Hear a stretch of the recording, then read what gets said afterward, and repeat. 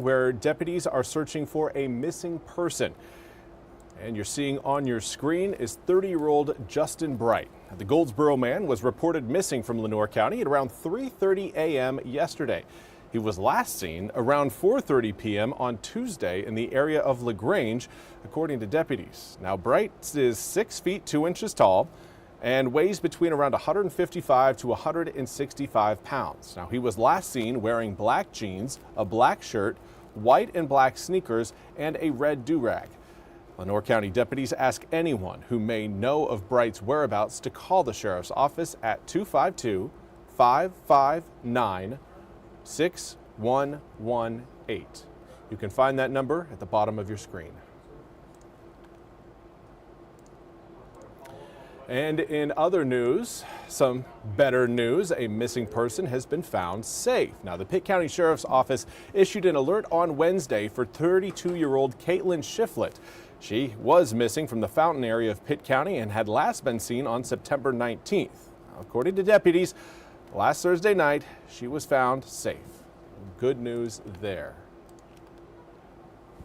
And also want to highlight a story out of Swansboro where a downed power line led to a fire. According to the Swansboro Fire Department, crews were called to the area of 5th Street and Spring Avenue just before 10 p.m. yesterday for a downed power line.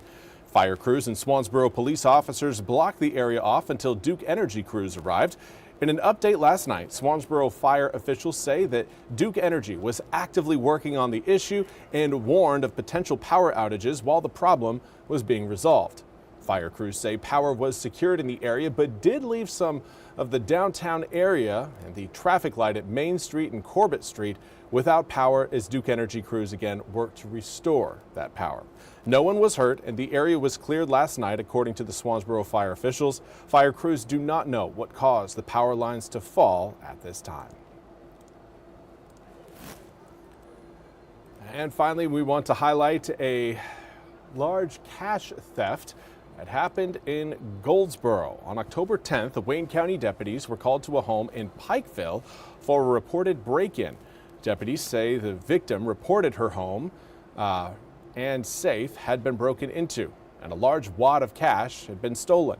Warrants say that Cameron Barber of Pikeville stole $30,000 after cracking the victim's safe right down the street from where he lives.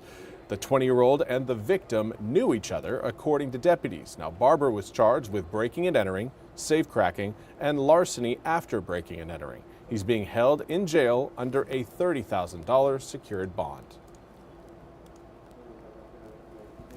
And now for your weather forecast, we continue to keep an eye on Melissa. Still a tropical storm. Haven't seen a whole lot of adjustment with the overall stats of the system, but we did get fresh information from the National Hurricane Center as the center of Melissa is now moving twice as fast. It is now moving east at 2 miles an hour. Again, this is a very slow moving system. Initially, again, it had been down to 1 mile per hour movement, but that is going to allow Melissa to expand and intensify pretty quickly over the next few days.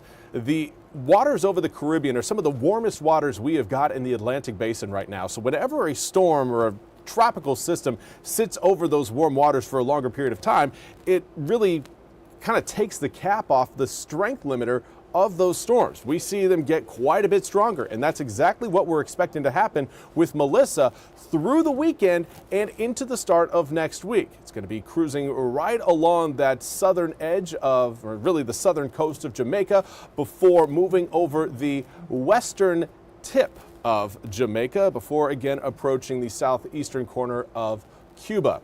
This is expected to become not only a major hurricane, but possibly a Category 4 hurricane as we head again through Sunday, Monday, and Tuesday of next week. The good news is we will not have to deal with any of those headaches here in eastern North Carolina. We may catch some of the larger swells off of this system as it moves towards Bermuda after clearing the Turks and Caicos Island chain, but largely again going to be avoiding any sort of real impacts from Melissa. Right now, Grifton showing again mostly sunny skies. We do have a little streak of cloud cover there over on the left-hand side of your screen. 64 degrees right now in Grifton, comes with a northerly breeze at 10 miles an hour and low humidity. Dew points down quite a bit. That low humidity coupled with, again, the moderate to severe drought we've got across 80% of eastern North Carolina means that we shouldn't be doing any burning this weekend or today. Just no burning until we get some rain into the east, and that's expected to happen once we get into next week. Monday, Tuesday, Wednesday, and even Thursday right now looking a little bit soggy thanks to an incoming area of low pressure. But that low pressure system isn't going to get here over the weekend. We are going to remain sunny and dry for this weekend and of course today. This evening, those clear skies will allow air temperatures to drop fairly quickly, going from the low 60s by 6 p.m. to the low 50s by 9. By the time most of the Friday night football games get out, we are going to be sitting in the upper 40s. So get ready for a chill if you're heading out to some of those games tonight. Tomorrow morning, that chill will again be present, looking at the upper 30s to low 40s across most of the east.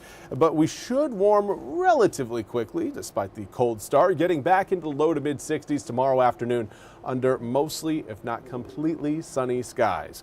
Sunday, we'll see a little bit more cloud cover show up, but the rain system you're seeing further back towards the west, that's going to take its time getting here. It's going to go through a little bit of a reorganization over Saturday. You can see that low kind of backing up a little bit and then gathering up some more moisture. This, again, is going to be a system that will make its way getting into the east. Won't do so until we get to Monday, Tuesday, and Wednesday. Monday, it crosses over the area and then stays stalled near the coast through Tuesday, Wednesday, and by Thursday, the system tries to pull its way away from eastern North Carolina, or pull itself away from eastern North Carolina, leaving us with a sunnier forecast for Halloween. Love being able to say that. Now, could this forecast change? Yeah, if that area of low pressure decides that it wants to slow down and maybe take a little bit longer of a stay over eastern North Carolina, we may have to include a few raindrops onto your Friday forecast. But for right now, again, things are looking very good for trick-or-treaters, but you will need a jacket. It's going to be pretty chilly out there, especially if you're staying out past 8, 9 p.m. It will be getting cold coming up Halloween night.